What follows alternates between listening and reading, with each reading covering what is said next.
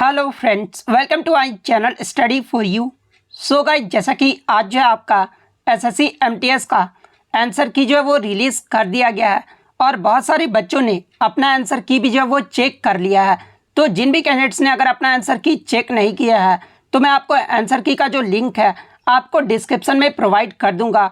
आप वहां से ईजिली अपना आंसर की जो है वो चेक कर सकते हैं।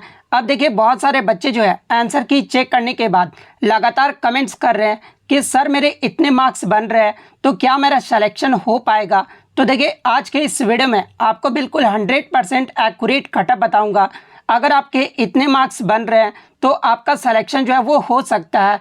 तो वीडियो को जो है लास्ट तक जरूर देखेगा और आपसे रिक्वेस्ट करता हूँ, अभी तक आपने मेरे चैनल को अगर सब्सक्राइब नहीं किया है तो एसएससी एमटीएस एग्जाम से रिलेटेड पल पल की अपडेट के लिए जो है चैनल को सब्सक्राइब जरूर कर दीजिएगा और बगल में ही आपको एक बेल आइकन यानी घंटे का निशान भी दिख रहा होगा, तो आप उसे भी जो है जरूर प्रेस कर दीजिएगा।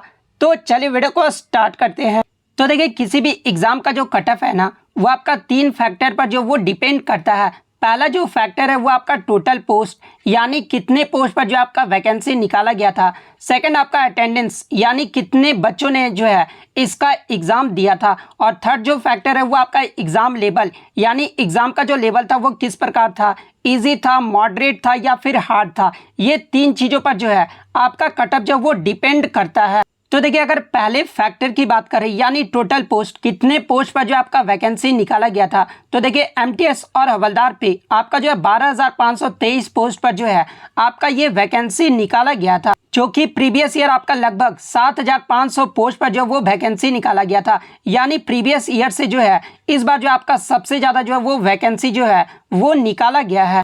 अब अगर सेकंड फैक्टर की बात कर ले, यानी कितने बच्चों ने जो है इसका एग्जाम दिया था, यानी अटेंडेंस जो है वो क्या रहा था, तो देखिए मैं आपको बता दूं कि आरटीआई के थ्रू या फिर आपको न्यूज़पेपर में पता चला होगा कि इसमें जो है टोटल बच्चों ने जो फॉर्म अप्लाई किया था लगभग 54,73,000 बच्चों ने जो है इसका फॉर्म जो है वो अप्लाई किया था। लेकिन ऐसा नहीं होता कि जो बच्चे फॉर्म अप्लाई कर देते वो सभी एग्जाम देने आते हैं।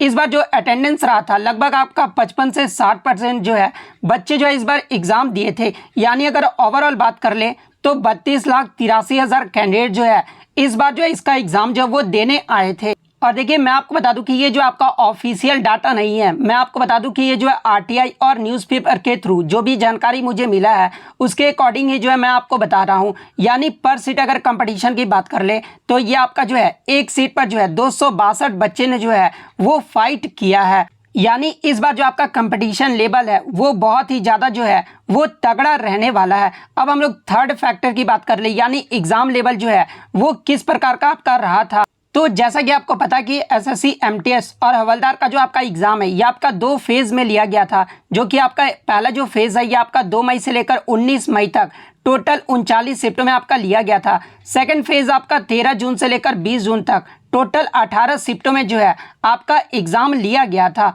और इस बार जो आपका प्रीवियस ईयर के मुकाबले में एग्जाम पैटर्न में भी जो वो आपका चेंज देखने को मिला था, जहां पर आपका जो है रीजनिंग और मैथ में जो आपका 45 मिनट दिया गया था, ठीक है, जिसमें आपका 20 प्रश्न जो है रीजनिंग से पूछा गया था और 20 प्रश्न जो आपका मैथ से जो वो पूछा गया था। ये जो आपका 2 पार्ट में एग्जाम लिया गया था, जिसमें पार्ट 1 में रीजनिंग और मैथ से जो आपके 20-20 प्रश्न पूछे गए थे, जिसमें जो है आपका ये रीजनिंग और मैथ यानी जो आपका पार्ट 1 था ना वो आपका सिर्फ क्वालिफाइंग नेचर था। इसमें 40 क्वेश्चन में जो है आपको मात्र 12 क्वेश्चन ही जो है वो आपको सही करना था, जो कि आपका क्वालिफाइंग नेचर था और इसमें आपका कोई भी जो है निगेटिव मार्किंग नहीं था। यानी जो आपका मेरिट बनता वो आपका पार्ट 2 वाले सेक्शन पे बनता। यानी पार्ट 2 में आपके जो है कौन कौन सब्जेक्ट से प्रश्न पूछे गए थे, तो देखिए पार्ट 2 में आपका जीके और इंग्लिश से जो है आपके 25-25 प्रश्न जो है वो आपके पूछे गए और इसमें जो आपका 1 मार्क्स के लिए जो वो 3 मार्क्स जो वो दिया गया था। और इसमें जो आपका निगेटिव मार्किंग जो वो था, यानी अगर आप एक क्वेश्चन जो है वो गलत करते हैं तो आपका जो वो 1 नंबर जो वो कट जाएगा।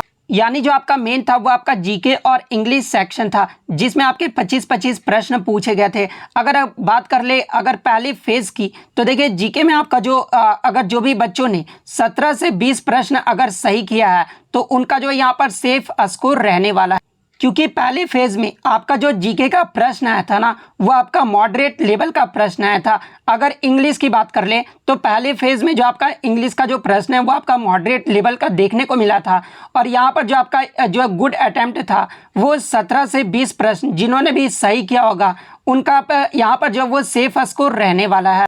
अगर सेकंड फेज की बात कर ले तो देखिए सेकंड फेज में जो आपका जीके के प्रश्न थे ना, वो आपके मॉडरेट से हार्ड जो है वो पूछे गए थे। तो देखिए अगर आप में 15 से 17 प्रश्न जो है अगर आप सही करके आए हैं तो आपका जो है वो गुड अटेम्प्ट्स माना जाएगा। वहीं अगर इंग्लिश की बात कर ले तो इंग्लिश में भी जो आपका मॉडरेट टू हार्ड जो है वो प्रश्न देखने को मिला था। और यहाँ पर जो भी बच्चों ने 15 से 17 प्रश्न सही करके आया है तो उनका जो वो गुड स्कोर जो है वो माना जाएगा। यानी फेज 1 के मुकाबले में जो है आपका फेज 2 का जो एग्जाम हुआ था उसमें जीके के जो प्रश्न है वो थोड़ा आपके हार्ड लेवल के पूछे गए थे और इंग्लिश के भी जो प्रश्न थे वो आपके हार्ड जो है वो पूछे गए थे।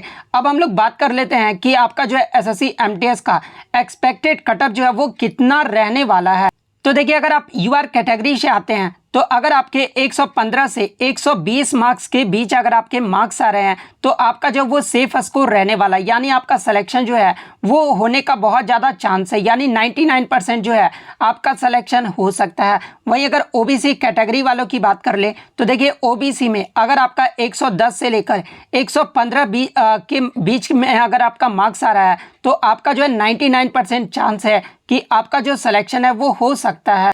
इसके अलावा बहुत सारे बच्चे जो है ये लगातार कमेंट्स करेंगे कि सर इतना हाई कटअप नहीं जाएगा। तो देखिए मैं आपको बता दूं कि इसका रीज़न भी जो है मैं आपको बताने वाला हूं लास्ट में कि आपका इतना हाई कटअप जो वो क्यों जाने वाला है। अब हम लोग ईडब्ल्यूएस कैटेगरी की अगर मैं बात कर लूं तो देखिए ईडब्ल्यूएस में अगर आपका 107 से लेकर 112 मार्क्स के बीच में अगर आपका आ रहा है तो आपका 99% चांस है कि आपका सिलेक्शन जो है वो हो जाएगा। वहीं अगर एससी कैटेगरी की बात कर ले तो एससी कैटेगरी में अगर आपका 100 से लेकर 105 के बीच में अगर आपके मार्क्स बन रहे हैं तो आपका जो है वो सिलेक्शन हो सकता है। एसटी कैटेगरी वालों की अगर मैं बात कर लूँ तो एसटी कैटेगरी में अगर आपका 95 से लेकर 105 के बीच में 100 के बीच में अगर आपके मार्क्स आ रहे हैं तो आपका सिलेक्शन जो वो हो सकता है। अब देखिए मैं आपको बता दूं कि इस बार जो आपका हाई कटअप क्यों जाने वाला है, एक तो आपका एग्जाम में पैटर्न में चेंज किया गया, ठीक है, लेकिन ये आपका बहुत बड़ा फैक्टर नहीं है। ये आपका जो है मैं आपको बता दूं कि एमटीएस का जो एग्जाम होता है ना वो आपके कौन कौन से बच्चे देते हैं। तो देखिए सीजीएल लेवल के जो बच्चे होते हैं ना वो भी आपके देते हैं, जो सीएचएसएल की तैयारी कर रहे हैं वो भी इसका एग्जाम जो वो जरूर देते हैं। और सीजीएल वाले बच्चे जो है वो आपके 3-4 साल से जो वो तैयारी कर रहे हैं, तो सोचिए उनका जो कंपटीशन है वो कितना जो है वो बढ़ने वाला है। और आप प्रीवियस ईयर में कितने भी एमटीएस के कटअप आप देख लीजिए, आपका ये जो एमटीएस का कटअप है वो हमेशा ही जो आपका हाई जाता है। तो जो भी बच्चे मैं आपको बताऊं कि इस कैटेगरी में जितना भी आपका मार्क्स आ रहा है तो अगर आपका इतना मार्क्स आ रहा है तो आप 99% चांस रखिएगा कि आपका सिलेक्शन जो वो हो सकता है।